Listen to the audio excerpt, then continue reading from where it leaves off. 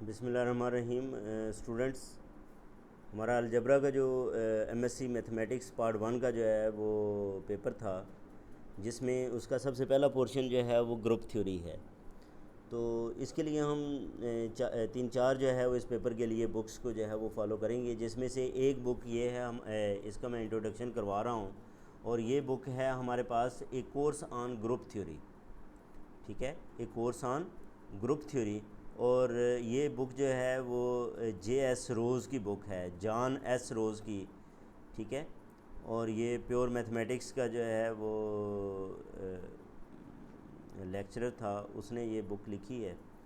तो ये अच्छी बुक है, इसको हम जो है वो पहले जो है वो फॉलो करेंगे, बाकी इसके साथ साथ बाकी बुक्स को भी जो है वो देखेंगे।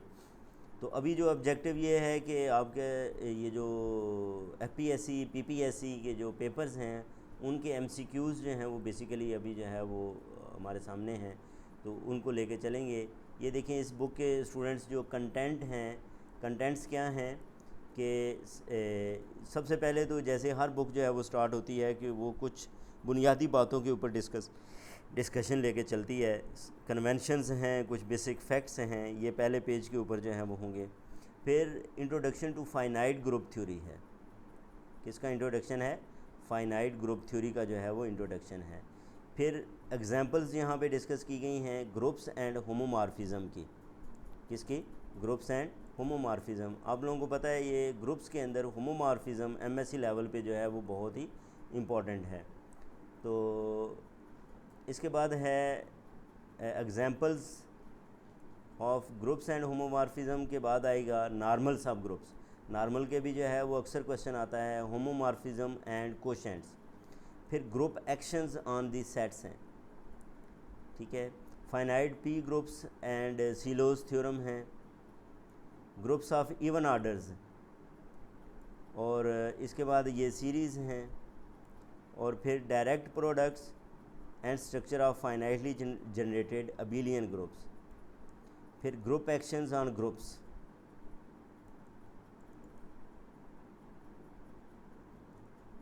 इसके बाद है transfer and splitting theorems, finite nilpotent and solvable groups.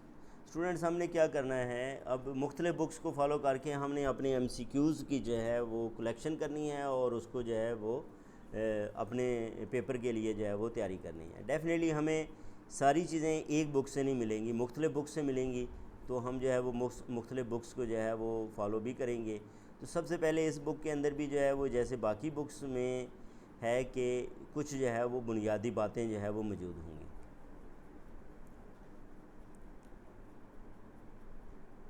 और इसके लिए उसने ज़ीरो चैप्टर रखा है, जो छोटी मोटी जो कन्वेंशंस के लिए, बुनियादी बातों के लिए ज़ीरो चैप्टर जो है उसने डिफ़ाइन किया है। ज़ीरो चैप्टर के बाद फिर आगे वो जो है वो बाकायदा जो है वो टॉपिक पे जो है वो आ जाता है। तो ये कुछ उसने यहाँ पे बुक के हवाले से जो है वो डिस्कशन की हुई है।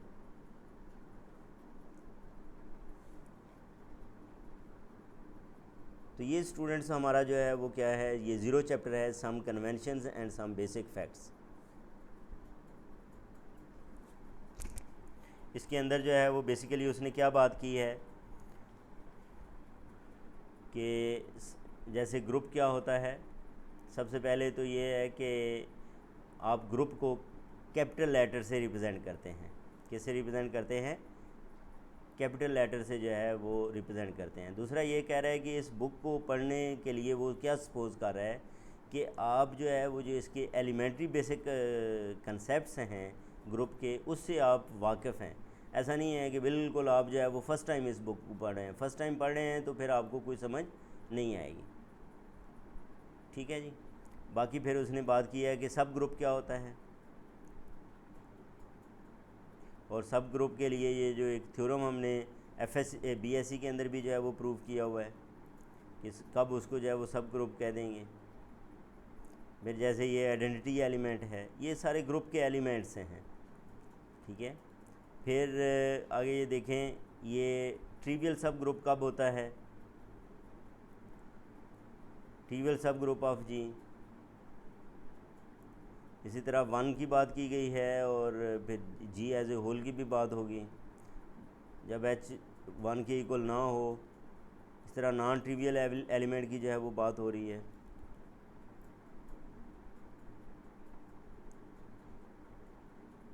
ठीक है जी। अब ये देखें, ये जो एलिमेंट्स हैं ये एक एलिमेंट से जनरेट हो रहे हैं, G square, G cube and so on. तमाम के तमाम एलिमेंट्स जो हैं वो डिस्टिंक्ट हैं और ये कहाँ तक जा रहे हैं, आगे एंड नहीं है, तो इसका मतलब इसका जी का ऑर्डर जो है इसके अंदर एलिमेंट्स कितने हैं, इन्फिनिटी हैं।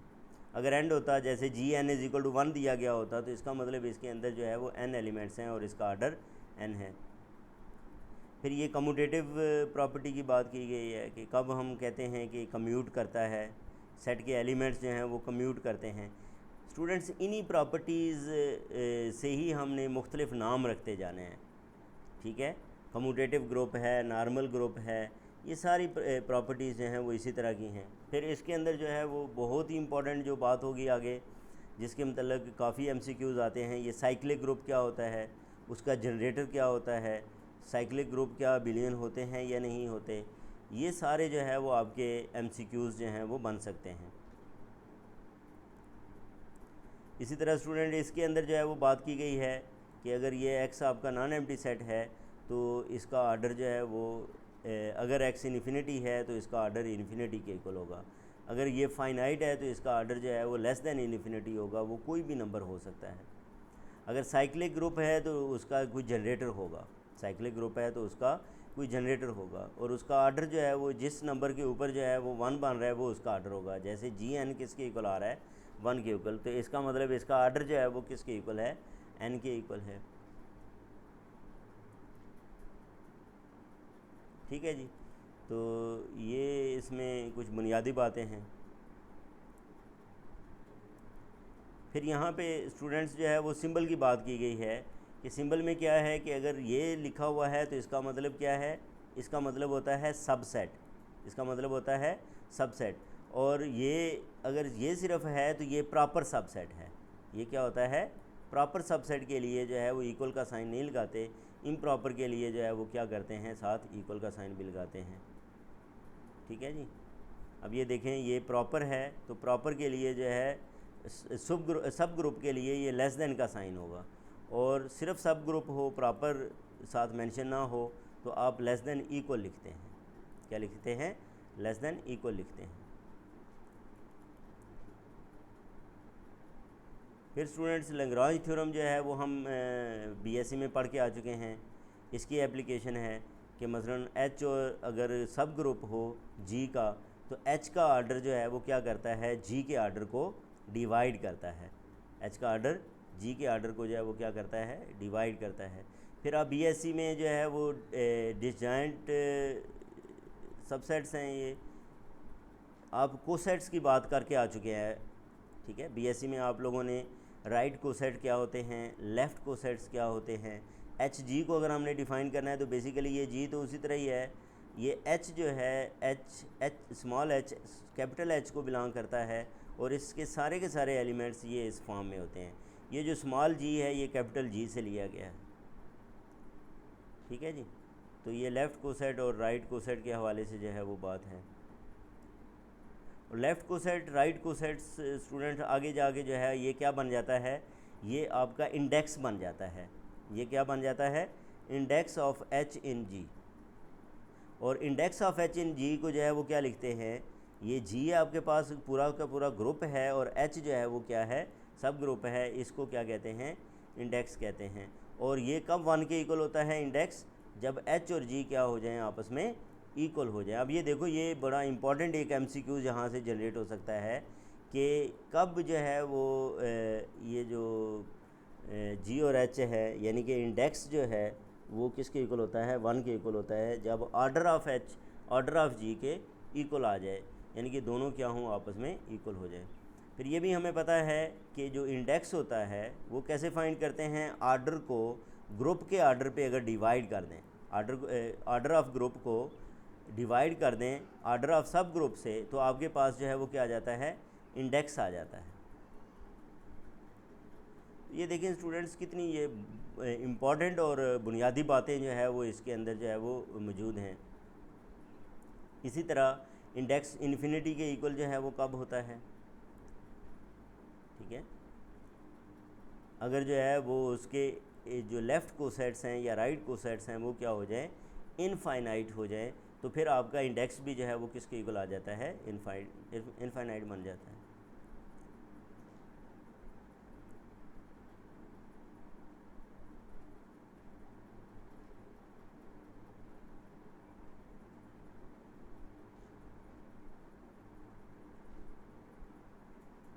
ये स्टूडेंट्स फिर बात की गई है यहाँ पे कि इंजेक्टिव फंक्शन क्या कब होता है, सरजेक्टिव कब होता है, इसी तरह आइडेंटिटी मैप क्या है। ये सारी बड़ी बहुत ही इम्पॉर्टेंट, इसके अंदर जो है वो बड़े एमसीक्यूज़ जो हैं वो इम्पॉर्टेंट बन सकते हैं। आइडेंटिटी मैप है, ठीक है। फाई इन्वर्टिबल कब होता है, परमुटेशन की बात की गई है कि परमुटेशन क्या होता है, बाइजेक्टिव मैप। तो ये सारी की सारी बुनियादी बातें जो है वो इस चैप्टर के अंदर उसने इकट्ठी कर दी हैं।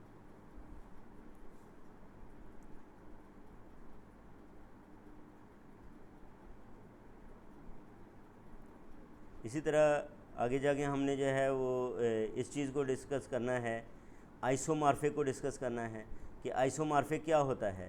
यानी कि दो ग्रुप्स को हम कहेंगे वो आइसोमॉर्फिक हैं if there is a bijective structure preserving map from one to another, उसको आइसोमॉर्फिक कहेंगे, ठीक है जी। और ये आइसोमॉर्फिज्म जो है वो ग्रुप में बहुत डिस्कस होती, ठीक है जी। और इसको इस तरह लिखते हैं जी आइसोमॉर्फिक टू G2, यानी कि group G1 and G2 are isomorphic. ये दोनों ग्रुप्स क्या हैं, आपस में आइसोमॉर्फिक हैं। तो ये जो सिंबल है ये आइसोमॉर्फिज्म के लिए जो है वो यूज़ होता है। इक्वल के ऊपर जो है वो टिल्डा का साइन जो है वो लगा दिया जाता है।